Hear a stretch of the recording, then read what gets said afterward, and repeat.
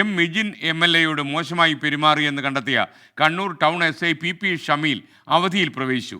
SIക്കെതിരെ നടപടിക്ക് ഫയൽ നീങ്ങുന്നതിനിടയിലാണ് അദ്ദേഹം അവധിക്ക് അപേക്ഷിച്ചത്. 24 എക്സ്ക്ലൂസീവ് ദീപക് ധർമ്മടം ചേരുന്നു. ദീപക്, പറയൂ.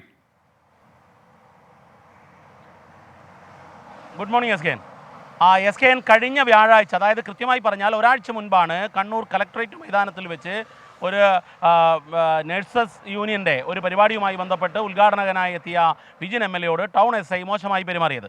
ടൗൺ SI പ്രോട്ടോകോൾ ലംഘിച്ച് അദ്ദേഹത്തിൻ്റെ മൈക്ക് പിടിച്ചെടുക്കുകയും അദ്ദേഹത്തോട് പേര് ചോദിച്ച് അവമര്യാദയോടെ പെരുമാറുകയും ചെയ്യുകയായിരുന്നു. അതിൽ അന്വേഷണത്തിന് ഉത്തരവിട്ടു. സിറ്റി പോലീസ് കമ്മീഷണർ അജിത് അന്വേഷണത്തിന് ഉത്തരവിട്ടു. ACP രത്നകുമാർ അന്വേഷണ റിപ്പോർട്ട് സമർപ്പിച്ചു. അതിൻ്റെ ഫയലുകൾ നീങ്ങിക്കൊണ്ടിരിക്കുന്നതിനിടയിലാണ് 10 ദിവസത്തേക്ക് അവധിയിൽ പോയിരിക്കുന്നത്.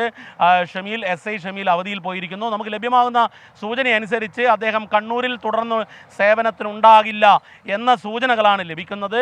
പക്ഷേ എന്നാൽ വകുപ്പ് തല നടപടി കരുതലോടുകൂടി മതി എന്നുള്ള നിലപാടിലാണ് ജില്ലാ പോലീസ് മേധാവി ഉൾപ്പെടെയുള്ള പോലീസ് തലപ്പത്തുള്ളവർ. കാരണം പോലീസിൻ്റെ മൊറലിനെ ബാധിക്കാതെ എങ്ങനെ നടപടിയെടുക്കാം എന്നതിലുള്ള ഗവേഷണമാണ് അവർ നടത്തിക്കൊണ്ടിരിക്കുന്നത്. പക്ഷേ എന്നാൽ അതേ സമയത്ത് ദൃശ്യങ്ങളിൽ നിന്നും വ്യക്തമായിരുന്നു ഈ ടൗൺ SI കൃത്യമായി വിജിൻ MLAയോട് മോശമായി പെരുമാറിയിട്ടുണ്ട്.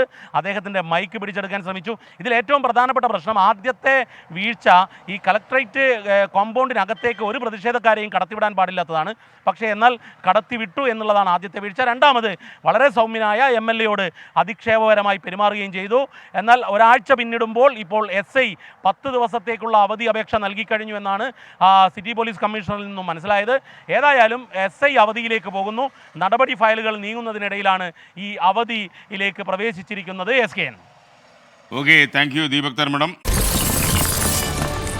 24 അഞ്ചിന്റെ വജ്രത്തിളക്കം.